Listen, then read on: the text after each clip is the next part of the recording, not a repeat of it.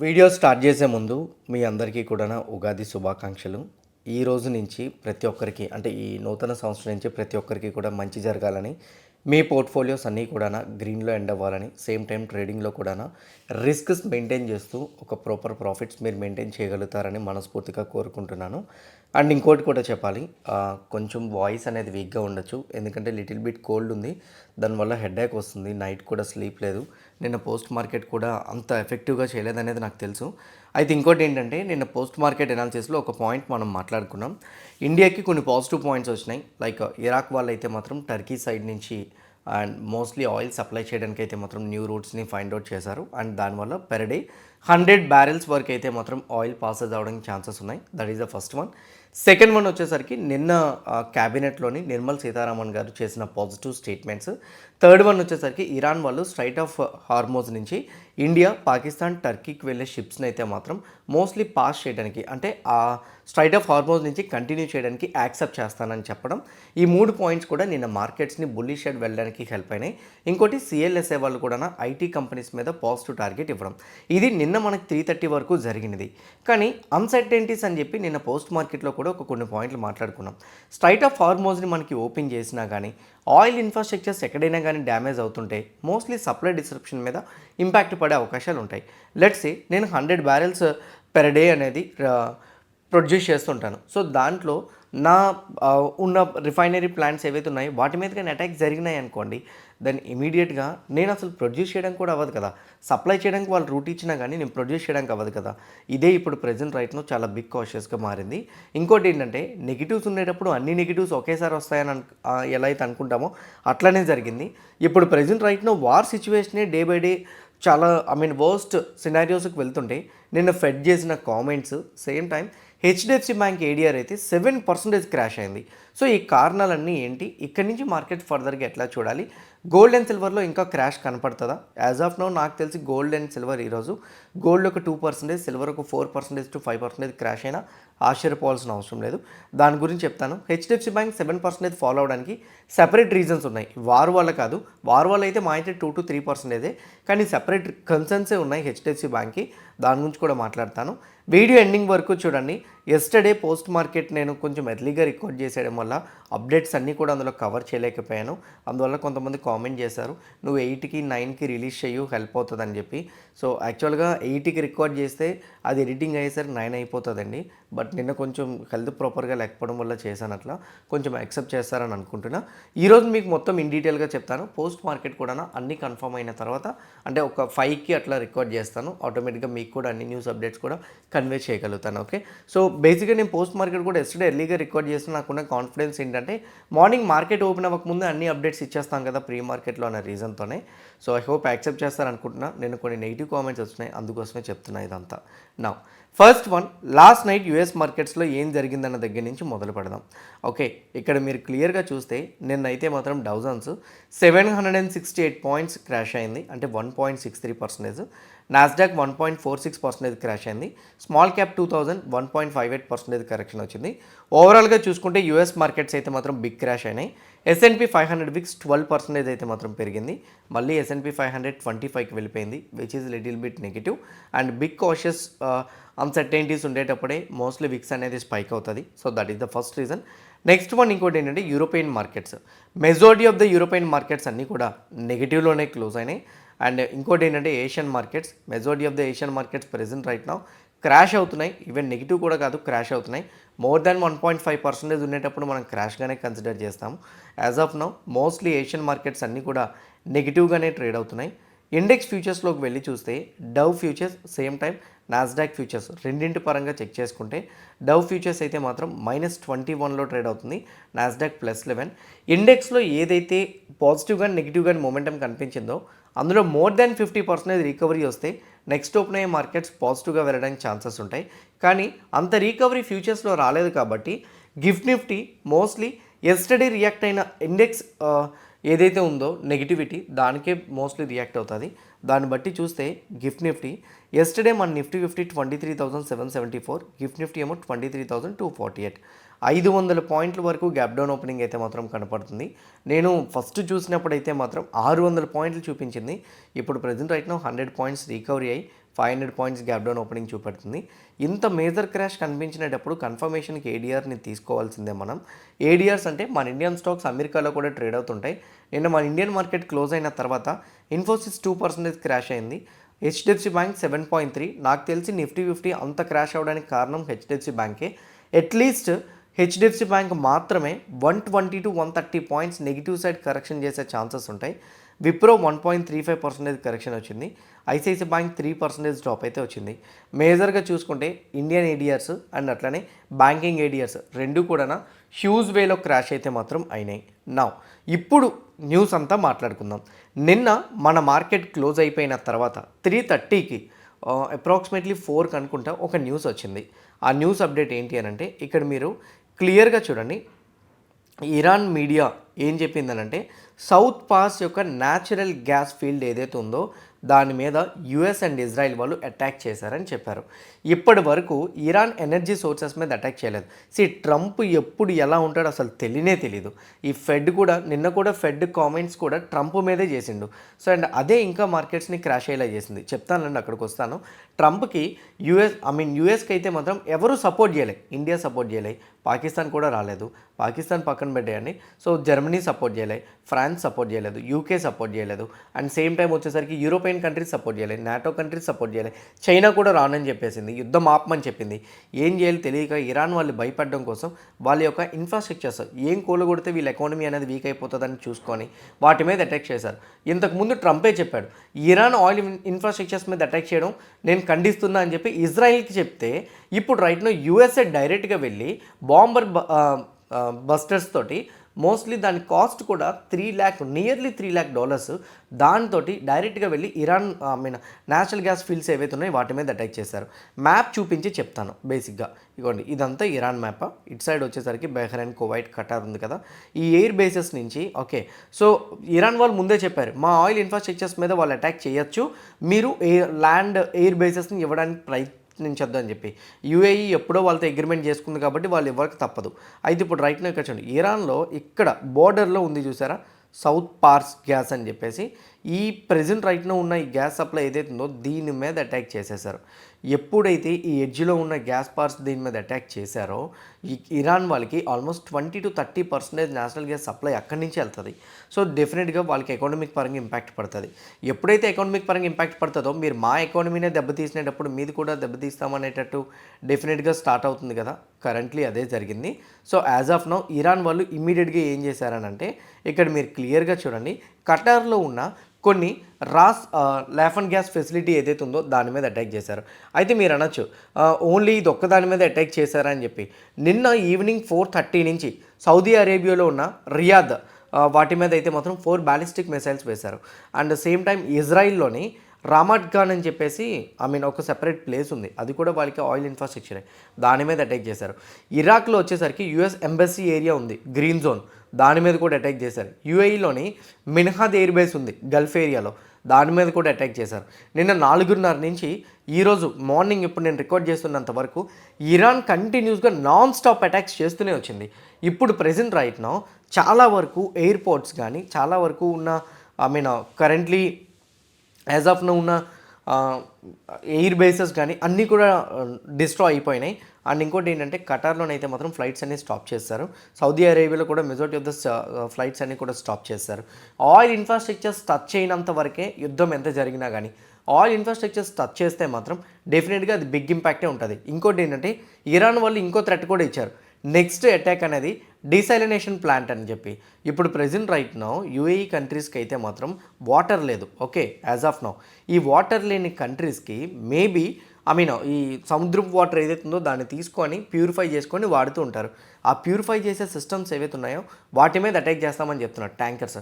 నిజంగా war crisis start అవుతుందని ఎప్పుడో మనం విన్నాం, ఇప్పుడు రైట్ నౌ అవుతుందేమో అని ఫియర్ కూడా స్టార్ట్ అయింది. ఇదే మార్కెట్లో కూడా వచ్చింది. అందుకే రూపీ 93.043కి వెళ్ళిపోయింది, ఆల్ టైమ్ లోకి వెళ్ళిపోయింది రూపీ అనేది 93.043. అండ్ సేమ్ టైం కమోడిటీస్ పరంగా చెక్ చేసుకుంటే క్రూడ్ అయితే 111 ఆల్మోస్ట్ 111కి వచ్చేసింది. Brent oil crude oil WTI అయితే మాత్రం 97.81 దగ్గర ఉంది. ఎప్పుడు మనం బ్రెంట్ ఆయిల్కి రియాక్ట్ అవుతూ ఉంటాం. ఇదే అఫీషియల్ డేటా. అయితే Brent oil present right now ఏదైతే 111కి వెళ్ళిపోయిందో which is an very big negative and very big threat also. అందువల్ల majority of the oil prices, oil companies, oil marketing companies trigger అయ్యే అవకాశాలు ఉంటాయి. మన ఇండియాకు ఆయిల్ అనేది చాలా కీలకం కాబట్టి మోస్ట్లీ ఇది చాలా బిగ్ థ్రెట్ జరగచ్చు. ఇప్పుడు స్ట్రైట్ ఆఫ్ హార్మోజ్ నుంచి షిప్స్ పాస్ అవుతాయి లేదనేది కూడా కన్ఫర్మేషన్ రావట్లే. అందుకే మార్కెట్స్ ఇంత సివియర్ నెగిటివ్గా కనపడుతుంది. డాలర్ ఎప్పుడైతే రూపీని చూసుకుంటే స్ట్రెంత్ అయిపోతుందో, రూపీ 93కి వెళ్ళిపోయిందో, ఆల్ టైమ్ లోకి వెళ్ళిపోయిందో, ఇది గోల్డ్ అండ్ సిల్వర్ని డెఫినెట్గా ట్రిగ్గర్ చేస్తుంది. అందుకే గోల్డ్ వచ్చేసరికి 0.63, ఈరోజు ఫ్రెష్గా 0.63, సిల్వర్ 1.3%. ఓవరాల్ డేటా చూసుకుంటే నిన్న మన మార్కెట్ క్లోజ్ అయిన తర్వాత 5:30 నుంచి, నిన్న ఈవినింగ్ 5:30 నుంచి గోల్డ్ అయితే మాత్రం 3.5% క్రాష్ అయింది, సిల్వర్ 5.5% క్రాష్ అయింది. మేబీ ఇందులో మన ఇండియన్ మార్కెట్స్ ఓపెన్ అయిన టైంకి అయితే అట్లీస్ట్ 2% అయినా గోల్డ్ కరెక్షన్ అవుతుంది, సిల్వర్ అట్లీస్ట్ 4% అయినా కరెక్షన్ అవుతుంది వర్స్ట్ పెర్ఫార్మెన్స్లో అయితే మాత్రం. ఇదంతా ఒక పక్క అయితే ఈ అటాక్స్ అన్నీ జరుగుతున్నాయి. ఇవన్నీ యూఎస్ మార్కెట్స్ ఓపెన్ అవ్వక ముందే 1 by 1 జరిగిపోతున్నాయి. US markets night approximately 7 to 8 in బిట్వీన్లో ఓపెన్ అవుతునేటప్పుడు ఇంకో పాయింట్ కూడా జరిగింది. వాళ్ళకి నిన్న ఎకనామిక్ డేటా పాయింట్ వచ్చింది 6 o'clockకి, PPI data. So last time 0.5%, number ఏమో ఎక్స్పెక్టేషన్ 0.3 అండ్ ఇక్కడ నెంబర్ ఏమో 0.7 వచ్చింది. లాస్ట్ టైంతో కంపేర్ చేసుకుంటే ఈసారి నెంబర్ అయితే మాత్రం కొంచెం ఎక్కువగానే వచ్చింది. PPI month on month data అనేది ఏదైతే ప్రీవియస్ నెంబర్స్ని బీట్ చేసి ఇచ్చేసిందో, అంటే ప్రీవియస్ నెంబర్స్ కన్నా ఎక్కువ వచ్చిందో అది ఇన్ఫ్లేషన్ ట్రిగ్గర్ చేయడానికి అవకాశాలు ఎక్కువ ఉంటాయి. That is the first negative, అక్కడే స్టార్ట్ అయింది. నిన్న 11:30కి ఫెడ్ ఇంట్రెస్ట్ రేట్ డెసిషన్లోని నేను రేట్ కట్స్ అయితే చేయనని చెప్పారు. రేట్ కట్స్ చేయనని చెప్పడం అనేది as of now market expect చేస్తుంది. కానీ దాని తర్వాత ఎకనామిక్ ప్రొజెక్షన్స్ ఎలా ఇస్తున్నారు అనేది ఇంపార్టెంట్ అని నేను మీకు క్లియర్గా చెప్పాను. అయితే నిన్న ఫెడ్ వచ్చేసరికి ఎకనామిక్ ప్రొజెక్షన్స్ పరంగా మాట్లాడాలనుకుంటే అతను చెప్తున్న దాని ప్రకారంగా ఇన్ఫ్లేషన్ 2.7% ఇచ్చారు ఎక్స్పెక్టేషన్. లాస్ట్ టైం 2.4, అంటే ఈసారి ఇన్ఫ్లేషన్ పెరుగుతుందని చెప్పారు. సెకండ్ వన్, GDP అనేది 2.4%, సూన్ ఇంకా అది డిక్లైన్ అవడానికి అవకాశాలు ఉన్నాయని కూడా చెప్పారు. That is the second one. Third one, last time Fed interest rate decision జరిగినప్పుడు రేట్ కట్స్ మేబీ ఎకానమీ బాగుంటే చేస్తామని చెప్పారు. కానీ ఈరోజు out of 12 members 11 members rate cuts చేయొద్దనే చెప్పారు. కమింగ్ డేస్లోని ఈ ఇయర్లో అయితే మాత్రం రేట్ కట్స్ చేయకపోవచ్చు అని చెప్పేశారు. అండ్ ఫోర్త్ వన్ వచ్చేసరికి ఇన్ఫ్లేషన్ మీద ఎక్కడ కూడా నాకు పాజిటివ్ ఎక్స్పెక్టేషన్స్ లేవు, వస్తే అప్పుడు చూద్దాం. అండ్ యాజ్ ఆఫ్ నౌ అయితే మాత్రం రేట్ కట్ చేయాలన్న టాపిక్కే మా మైండ్లో లేదు అని చెప్పి క్లియర్ కట్గా చెప్పేశారు. This is an another one. Next one, labour market పరంగా చూసుకుంటే జాబ్స్ అయితే మాత్రం మేబీ కమింగ్ డేస్లో అన్ఎంప్లాయ్మెంట్ పెరిగే అవకాశాలు ఉంటాయని జాబ్స్ మీద కూడా నెగిటివ్ కామెంటే చేశారు అతను. కామెంట్స్ అన్నీ నెగిటివ్గా ఉంటే ఇంకో పాయింట్ కూడా ఉంది. ఇతనిది మేతోని టర్మ్ అయిపోతుంది. బేసిక్గా టర్మ్ అనేది ఇతనికి 2028 వరకు కూడా ఉంది. కానీ ట్రంప్ ఏం చేశారనంటే సెనెట్లోని కొత్త చైర్పర్సన్ని అతనే అనౌన్స్ చేశారు. ఇప్పుడు మీకు ఎట్లా చెప్పాలంటే ప్రెజెంట్ రైట్నో మనకి మల్హోత్రా గారు RBI గవర్నర్ అండ్ మోడీ గారు వెళ్ళి క్యాబినెట్లోని సో RBI గవర్నర్ని మార్చేస్తున్నాం మేము అని చెప్పేశారనమాట. అలా మోడీ గారు చెప్పేస్తే అయిపోదు కదా, మొత్తం క్యాబినెట్లో ఉన్న మెంబర్స్ ఎవరైతే ఉన్నారో ఎంపీస్ అందులో 50% పైబడి ఓటింగ్ అనేది జరగాలి. ఫెడ్ కూడా సేమ్ అదే చెప్పారు. నాకు ఇంకా పదవికాలం ఉంది, నేను కంటిన్యూ చేస్తాను, మోర్ ఓవర్ నేను మేతో ఎండ్ చేసేస్తానని మాత్రం అనుకోవద్దు. సో ఇప్పుడు ప్రెజెంట్ రైట్నో సెనెట్లోని అతనికి అగేన్స్ట్గా ఓట్స్ పడుతున్నాయి, అందువల్ల కొత్త చైర్మన్ని తీసుకురాలేకపోతున్నాడు. తనకు కానీ ఫేవరబుల్గా పడినాయి అనుకోండి, ఆ రోజు నేనే దిగిపోతాను, అంతవరకు నేనే ఉంటానని చెప్పారు. ఫస్ట్ వన్, ఇప్పటికి ఇది నెగిటివ్. ఎందుకో తెలుసా, ట్రంప్ ఇంట్రెస్ట్ రేట్స్ కట్ చేయడం కోసం సంవత్సరం నుంచి ఫెడ్ని క్రిటిసైజ్ చేసుకుంటూనే వస్తున్నాడు. ఈ టైంలోని ఫెడ్ నేను రాను, నేను దిగను, నేను ఇట్లానే ఉంటానని చెప్తే ఇంట్రెస్ట్ రేట్స్ ఉండవని క్లారిటీ వచ్చేసింది మార్కెట్స్కి, దానివల్ల ఇంకా క్రాష్ అయినాయి. సెకండ్ వన్ వచ్చేసరికి అతను ఏం చెప్పారంటే నా మీద ఇన్వెస్టిగేషన్ జరుగుతుంది, నేను ఫ్రాడ్ యాక్టివిటీస్ చేశానని, నేను కంట్రీ ఎకానమీని వీక్ చేయడం కోసం చాలా కుట్రలు పన్నానని చెప్పి నా మీద చాలా ఎలిగేషన్స్ చేశారు. అది ఇప్పుడు రైట్ నౌ ఇన్వెస్టిగేషన్లోకి ఉంది, కోర్టులో కేసు నడుస్తుంది. నా మీద క్లీన్ చిట్ వచ్చేంత వరకు నేను ఫెడ్ చైర్మన్గానే ఉంటానని చెప్పేశాడు అతను. ఇప్పుడు రైట్ నౌ ట్రంప్కి రేట్ కట్స్ కావాలి, ఇదే టైంలోని నేను రేట్ కట్స్ చేయను అని చెప్పి ఏదైతే తను స్టాండ్ తీసుకున్నారో మార్కెట్లో ఇంకా ఫియర్ క్రియేట్ చేస్తుంది. అందువల్ల ప్రెజెంట్ రైట్నో యూఎస్ మార్కెట్స్ కానీ యూరోపియన్ మార్కెట్స్ కానీ ఈవెన్ మన మార్కెట్స్ కానీ క్రాష్ అయినాయి. గోల్డ్ అండ్ సిల్వర్ ఎందుకు క్రాష్ అవుతున్నాయి? గోల్డ్ అండ్ సిల్వర్ క్రాష్ అవడానికి కారణం ఇంట్రెస్ట్ రేట్స్ అనేది కట్ చేశారని అనుకోండి. చాలామందికి డబ్బులు ఉంటాయి, గోల్డ్ అండ్ సిల్వర్ని సేఫ్ అసెట్స్గా కొంటారు. ఇంట్రెస్ట్ రేట్స్ని కట్ చేయకపోతే డబ్బులు ఉండవు కాబట్టి రూపీ దాంతోపాటు వీక్ అయిపోతుంది కాబట్టి అసలు ఎవ్వరు కూడా గోల్డ్ అండ్ సిల్వర్ని కొనడానికి ముందుకు రారు. This is the another negative point gold and సిల్వర్కి క్రాష్ అవ్వడానికి. This and another update. నా HDFC బ్యాంక్ ఎందుకు 7% క్రాష్ అయింది? నిన్న HDFC బ్యాంక్ యొక్క పార్ట్ టైం చైర్మన్, ఓకే మీరు ఇక్కడ క్లియర్గా చూడండి, హెచ్డిఎఫ్సి బ్యాంక్ యొక్క part time chairman Chakraborty resign చేశారు. ఎందుకు రిజైన్ చేశారని అంటే అతను ఫైండ్ చేసిన రీజన్సే ఇప్పుడు హెచ్డిఎఫ్సి బ్యాంక్ క్రాష్ అయింది. నేనైతే మాత్రం బ్యాంక్స్లోని కొన్ని ఇన్సిడెంట్స్ జరగడం నేను చూశాను.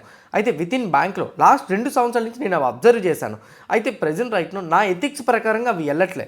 అంటే ఇప్పుడు ఒకటి గుర్తుపెట్టుకోండి, ఒక ట్రస్టెడ్ పర్సన్ చాలా జెన్యున్గా ఉండి, లేకపోతే ఒక పెద్ద హై లెవెల్ డెసిగ్నేషన్లో ఉన్న పర్సన్ నా ఎథిక్స్ నా వాల్యూస్ ప్రకారంగా బ్యాంక్లో ఆపరేషన్ జరగట్లేదు అని అంటే అక్కడ ఏదో ఫ్రాడ్ యాక్టివిటీ జరుగుతున్నాయనో, లేకపోతే బయాస్డ్ లోన్స్ ఇస్తున్నారనో, లేకపోతే పెద్దవాళ్ళకి కొంచెం లోన్స్ ఎక్కువగా ఇవ్వడం కోసం డాక్యుమెంట్స్ని అటు ఇటు అయినా యాక్సెప్ట్ చేస్తున్నారేమో, ఓవర్ లోన్స్ వెళ్ళిపోతున్నాయేమో, లేదా డిపాజిట్స్ లేనివి ఉన్నట్టు చూపిస్తున్నారు, ఇట్లాంటిది ఏదైనా జరగచ్చు.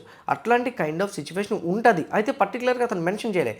ఈ మెన్షన్ చేయకుండా ఇచ్చిన స్టేట్మెంట్స్ వల్ల హెచ్డిఎఫ్సి బ్యాంక్ క్రాష్ అయిపోయింది. As of now inflation crude oil 111కి వెళ్ళిపోయింది. సో ఇది ఇన్ఫ్లేషన్ ట్రిగ్గర్ చేస్తుంది. 2, స్ట్రైట్ ఆఫ్ హార్మోన్ నుంచి ఇండియా షిప్స్ వెళ్తాయని ఇరాన్ వాళ్ళు యాక్సెస్ ఇచ్చినా present right now Qatar, UAE, Dubai, Saudi Arabia ఇట్లాంటి వాటన్నిటిలో కూడా ఆయిల్ ఇన్ఫ్రాస్ట్రక్చర్స్ ఏవైతే ఉన్నాయో వాటి మీద అటాక్ చేస్తున్నారు. నెక్స్ట్ డిసైలేషన్ ప్లాన్ అంటున్నారు. డిసైలేషన్ ప్లాన్ క్రియేట్ చేస్తే మాత్రం గల్ఫ్ కంట్రీస్ కూడా యుద్ధంలోకి దిగుతాయి. అప్పుడు World War III స్టార్ట్ అయినా మనం ఆశ్చర్యపోవాల్సిన అవసరం లేదు. ఇదొక ఫియర్, దేవుడి దయ వల్ల అవ్వకూడదు World War III అనేది. అదైతే ప్రతి పేదవాడికి కూడా చాలా ఇబ్బంది పడుతుంది. ఈవెన్ మిడిల్ క్లాస్, నేను ఫస్ట్ నుంచి అదే చెప్తున్నా, అది జరగకుండా చూద్దాం. యాజ్ ఆఫ్ నో మార్కెట్స్ పరంగా అయితే మాత్రం కంప్లీట్ నెగిటివ్స్ కనపడుతున్నాయి. అండ్ రూపీ వీక్గా ఉండడమే కాకుండా ఎస్టర్డే ఎఫ్ఐఏ కూడా నెగిటివ్ సైడే ఉన్నారు. ఇవన్నీ కూడా బిగ్ గ్యాప్ డౌన్ అయ్యేలా అయితే మాత్రం చూపెడుతున్నాయి. ఎప్పుడైనా ఇట్లాంటి గ్యాప్ డౌన్ అవుతునేటప్పుడు 1 వీక్ టైం ఫ్రేమ్కి వెళ్ళిపోదాం. ఓకే, సో ఇప్పుడు రైట్ నౌ 3 రోజుల్లో రికవరీ అయిన పాయింట్స్ ఏవైతే ఉన్నాయో అవన్నీ కూడా మళ్ళీ ఫాలో అవడానికి అవకాశాలు కనపడుతున్నాయి. నేను మీకు ఒకటి చెప్పాను, ఎప్పుడైనా కానీ ఒక ఫాల్ రికవరీ అవడానికి ట్రై చేస్తుంటే ఆ ఫాల్ మళ్ళీ కంటిన్యూ అవుతుందని మీరు ఎప్పుడు అనుకోవచ్చో తెలుసా?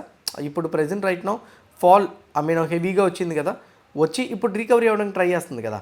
ఈ రికవరీ అవ్వడానికి ట్రై చేసినప్పుడు మళ్ళీ ఫాలో అవుతుంది అని అనుకోండి, లేదా బిగ్ గ్యాప్ డౌన్తో ఓపెన్ అయింది అనుకోండి.